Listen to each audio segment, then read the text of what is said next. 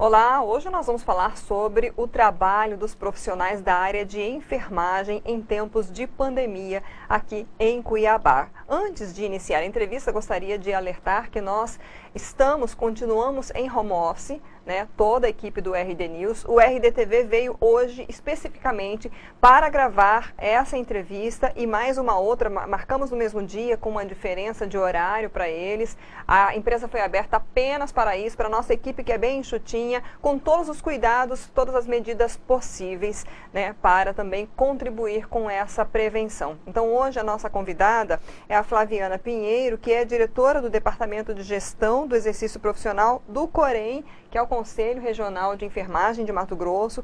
Flaviana, obrigada por estar aqui conosco, A gente não pode nem se cumprimentar direito, E a gente sabe que isso está virando algo comum nesse tempo, mas Exatamente. Muita gratidão, por você ter aceito de vir aqui. E já de pronto, eu gostaria de saber de você, primeiro, como é que está o trabalho, Porque a gente sabe que há muita atenção, há muito reconhecimento, Claro, toda a sociedade está sempre homenageando os profissionais da enfermagem, os médicos também, que estão aí na linha de frente, mas eu queria que você desse um panorama, inicialmente, desse trabalho. E como vocês também recebem todo esse carinho, de reconhecimento. Exatamente, A gente está aí na frente, como tem todo o noticiário colocado isso, a gente está na linha de frente em toda essa pandemia e o Conselho, enquanto órgão da sociedade, ele é um representante do Estado nessas questões, a gente tem procurado buscar alternativas para que esse profissional de enfermagem, ele tenha condições para estar atuando no dia a dia, A gente tem ouvido falar aí dessa falta de materiais, de insumos. A gente já vinha de um cenário onde a gente tinha um sistema de saúde bem crítico, com seu subdimensionamento da equipe, condições de trabalho inadequadas. Então, a gente já vinha numa sociedade que apresentava alguns problemas e a pandemia, acabou corroborando para que isso desse uma declinada um pouquinho maior. Então a gente buscou alguns canais, é lógico que a gente tem que manter também as recomendações do Ministério, a gente tem trabalhado de forma remota, mas em nenhum momento tem deixado de atender esse profissional em campo. Então a gente abriu alguns canais para atendimento de denúncias e de forma bem pontual a gente tem procurado saber como que está esse profissional atuando, Tanto na questão de capacitação, os planos de contingenciamento que as unidades têm construído e se eles realmente estão sendo colocados em ação, materiais de insumo, se está sendo disponibilizado, álcool em gel, água e sabão, que às vezes é uma coisa tão simples, água e sabão dentro de um hospital, e a gente de fiscalizações anteriores, muito antes dessa pandemia, a gente já vinha de hospitais que a gente não encontrava papel toalha para secar a mão, a gente não encontrava um suporte para que pudesse colocar um sabão, O profissional tinha ali frascos ali colocados e dispostos no ambiente de trabalho. Então a gente já vinha de condições totalmente precárias e com essa pandemia isso acabou se agravando um pouco mais, Em relação ao uso de EPIs, a gente vem de uma sociedade onde às vezes o próprio profissional, ele não tinha uma rotina de ter um cuidado tão assíduo com o uso desses materiais. Então, assim, usava uma máscara, apesar da gente fiscalizar, orientar, a vigilância sanitária também está muito à frente disso, a gente não via uma rotina de profissionais com destreza, por exemplo, para usar um capote. O capote é o quê? O capote, ele é tipo um jaleco, ele tem que ser impermeável. Ele é uma forma de aquelas gotículas de aerosóis, que são disparadas no momento de um procedimento, ele protege o corpo do profissional. Então, assim, você pode ver, devem ter... umidade, exatamente. Então, assim, em procedimentos rotineiros, geralmente numa UTI, o profissional, ele geralmente usa uma máscara. Então, ele não se paramentava por completo. Então, isso veio mudando um pouquinho da cultura também da rotina. Não que não fosse necessário, porque a gente passa por uma formação e a gente vê a extrema importância da utilização desses EPIs. Mas tinha-se uma cultura, a famosa rotina. A gente entra na rotina, o jaleco atrapalha, o capote atrapalha, você mesmo já deve ter ido fazer uma coleta de sangue e o profissional vem sem uma luva. Às vezes tirar fazer essa coleta. Então, acontecia essas irregularidades muito no serviço de saúde, não só relacionado à enfermagem. E com essa pandemia, passou-se a ter, o profissional ele passou a ter que se policiar um pouquinho mais. Né? Então, assim, o EPI ele é uma das principais ferramentas de proteção para esse profissional. E a partir do momento que eles não se protegerem de forma adequada, que as instituições não fornecerem esses insumos e materiais de forma adequada, de uma qualidade também necessária, ele passa a ser, né, um sujeito que pode vir a contrair a essa doença. E a partir do momento que ele contrai, ele coloca em risco o próprio paciente que ele atende e ele também vai sobrecarregar esse serviço porque ele vai ter que ser afastado. Então, nós já temos um déficit de profissionais nesse ambiente de trabalho, né? Sempre foi uma briga muito grande do Conselho, né? Essa questão do subdimensionamento que a gente sempre encontrou. Então, a gente vem de hospitais que trabalham com 100% de leitos ocupados, uma equipe de enfermagem mínima, né, de forma que não consiga garantir, porque a gente tem um estudo do Conselho Federal de Enfermagem, uma resolução propriamente dita, que ela vem dando dispositivos, parâmetros da necessidade adequada de profissionais baseado na complexidade daquele paciente. E daí, de forma contrária, a gente vem com uma portaria do Ministério da Saúde que prevê uma quantidade mínima de enfermeiros, né? Só para citar como exemplo, a gente tem aí 10 leitos de UTIs, um enfermeiro. Nossa, um pra Pensa 10. num processo de pandemia. São pacientes extremamente complexos, né, que requerem uma atenção Só de estar na maior. UTI já tem uma complexidade maior. Exatamente. Né? E quando a gente fala em paciente de UTI, né, porque quando a gente fala nessa pandemia, a gente tem aqueles casos que podem se direcionar para a situação mais grave, desenvolver, né, a forma mais grave dessa doença. A gente tem essas pessoas que podem vir a ficar internadas nessas unidades de terapia intensiva. E quando a gente fala em unidade de terapia intensiva, geralmente a gente tem um enfermeiro, que é um profissional de nível superior, que é aquele que vai coordenar e organizar todo o trabalho de enfermagem. E de acordo com as normas da enfermagem, aqueles procedimentos mais complexos é esse enfermeiro que vai realizar. Imagine um enfermeiro dentro de uma unidade de terapia intensiva para realizar cuidados complexos em 10 pacientes. Nossa.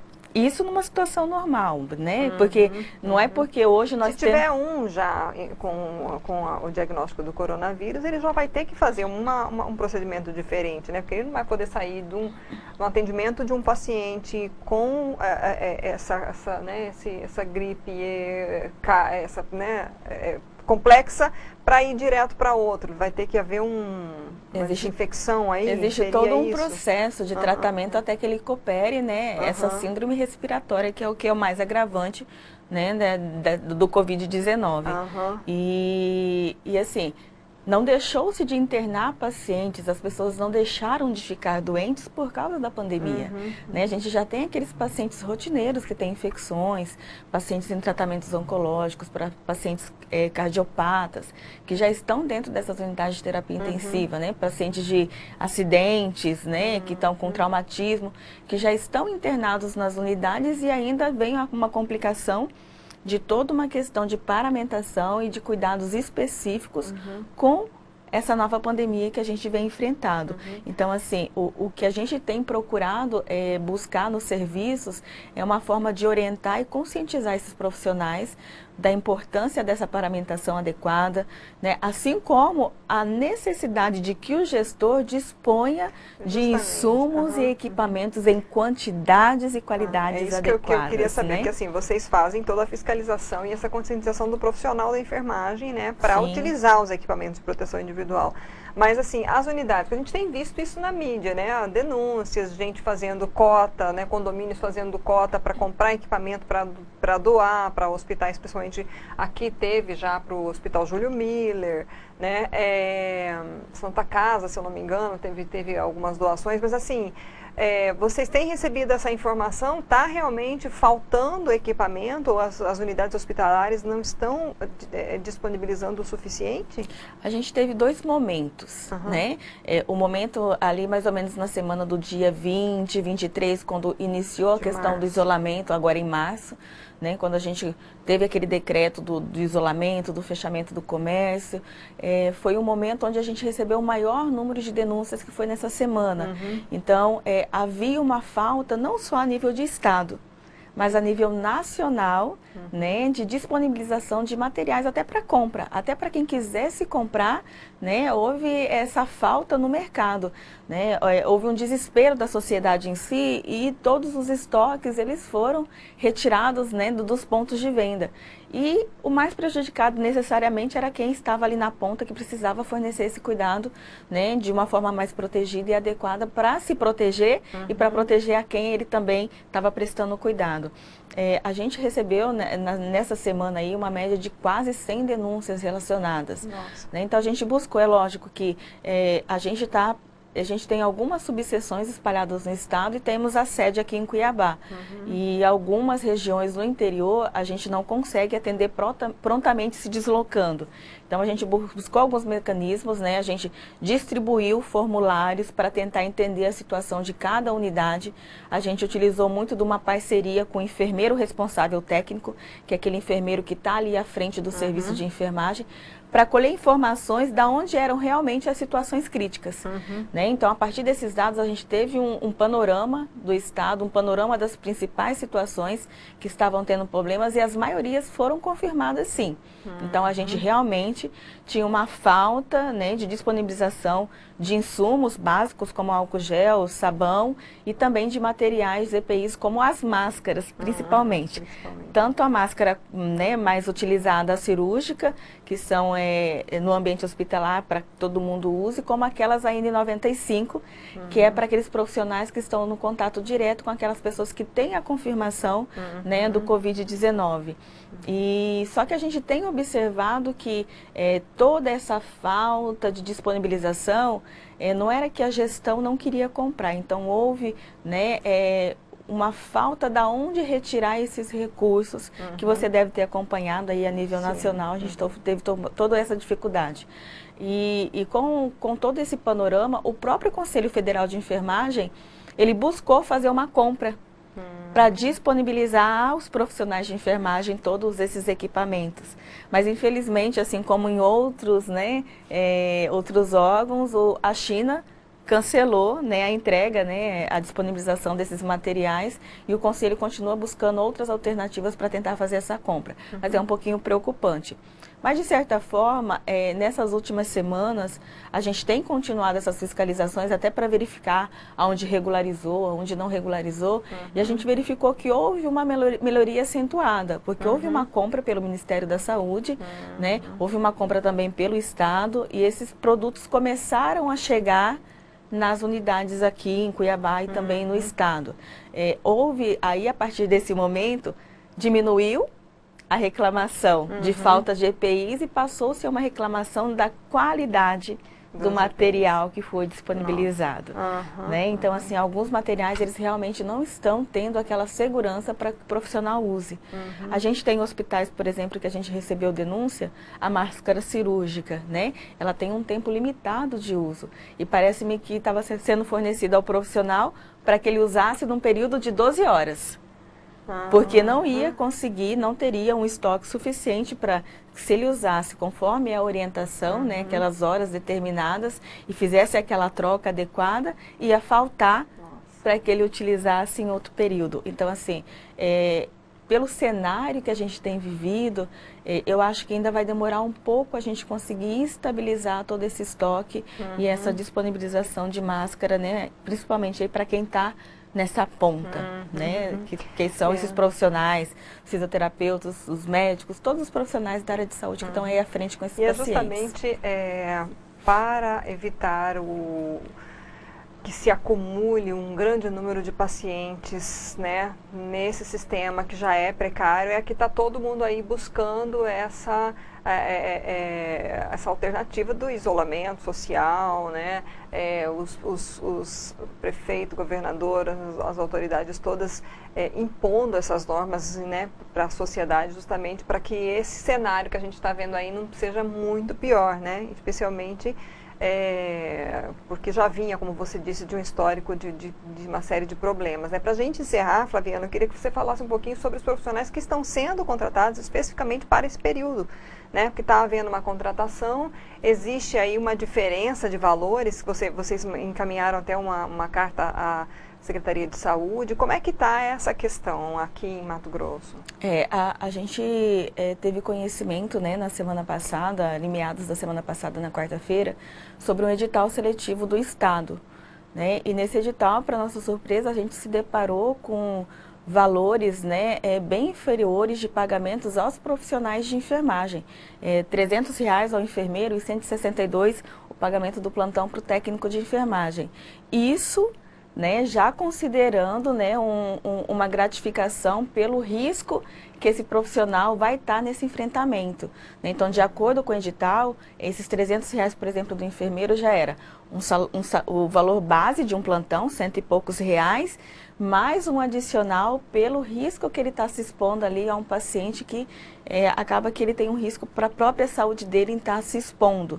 Né? Então, assim, é um valor totalmente assim, defasado. A gente tem buscado ter ciência de onde saiu esse estudo, de onde foram feitos esses cálculos. A gente vê que tem outras profissões que têm um valor bem diferenciado.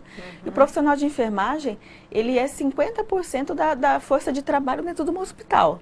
Tira os profissionais de enfermagem para a gente ver o que acontece. Quem põe a mão na massa, na verdade, falando popularmente. Eu acho, assim, cada profissão tem o seu valor, né? A gente não quer desmerecer um outro profissional. Mas a enfermagem, ela está ali na linha de frente. Ela está no cuidado direto, né? Ela está ali fazendo uma aspiração, ela está ali executando o procedimento propriamente dito, né? E será que, enquanto profissional, eu colocaria a minha vida em risco por R$300? Qual seria o técnico, valor né? Assim, a gente não tem parâmetros, né? A gente tem valores aí, tem instituições que pagam valores mínimos como esses e tem instituições que realmente valorizam o profissional, pagando valores bem diferenciados, né? Então, assim, é até difícil para a gente citar um valor que seria adequado.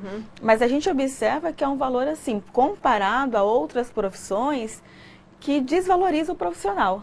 E o plantão, né, de quantas horas seria esse valor? São de 12 horas. 12 horas, então, né? É uma exposição de 12 horas frente a um paciente, frente, né, a toda a situação de exposição, uma infecção dentro de uma unidade hospitalar por R$300. E quando a gente parte para o nível médio, um técnico de enfermagem, R$162. Né? Então, o que vai acontecer com isso? Vai acontecer que são aqueles profissionais que estão parados no mercado de trabalho, que estão desempregados, que estão sem capacitação, né? Que vão vir para esse processo seletivo e a gente vai trazer um problema para o nosso sistema. Então, a gente provavelmente tenha profissionais, né, que não têm uma capacitação e que não têm um conhecimento diário, por exemplo, de cuidados em unidade de terapia intensiva.